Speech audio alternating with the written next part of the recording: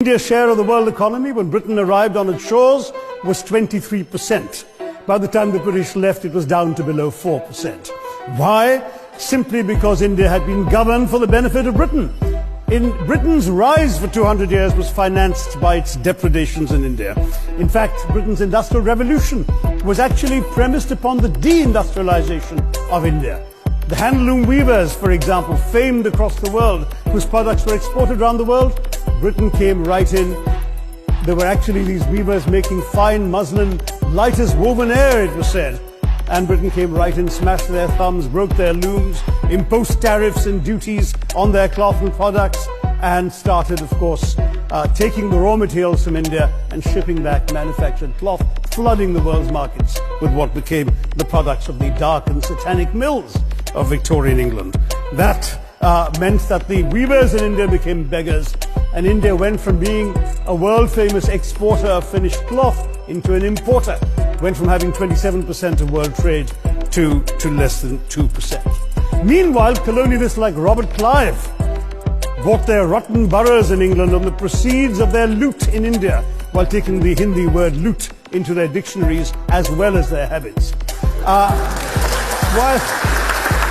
And the British had the gall to call him Clive of India, as if he belonged to the country, when all he really did was to ensure that much of the country belonged to him.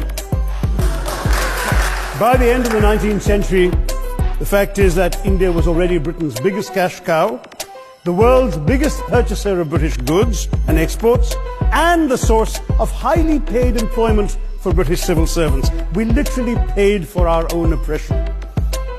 And as has been pointed out, the wealthy Victorian British families that made their money out of the slave economy, 1/5 of the wealthy class in Britain in the 19th century owed their money to transporting 3 million Africans across the waters.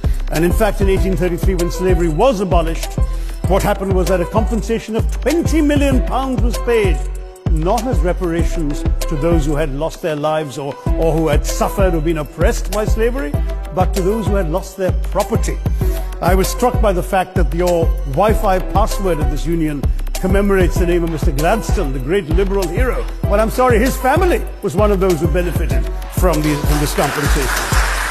Staying with India, between 15 and 29 million Indians died of starvation in British-induced famines. The most famous example, of course, was the Great Bengal Famine during the Second World War, when 4 million people died because Winston Churchill, deliberately as a matter of written minuted policy, proceeded to divert essential supplies from civilians in Bengal to sturdy Tommies and Europeans as reserve stockpiles. He said that the starvation of anyway underfed Bengalis mattered much less than that of sturdy Greeks. This is Churchill's actual quote. And when conscience-stricken British officials wrote to him, pointing out that people were dying because of this decision, he peevishly wrote in the margins of the file, "Why hasn't Gandhi died yet?"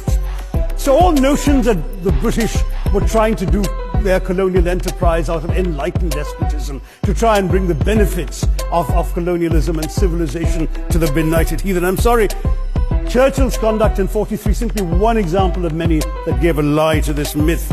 As others have said on the proposition, violence and racism were the reality of the colonial experience. And no wonder that the sun never set on the British Empire, because even God couldn't trust the English in the dark.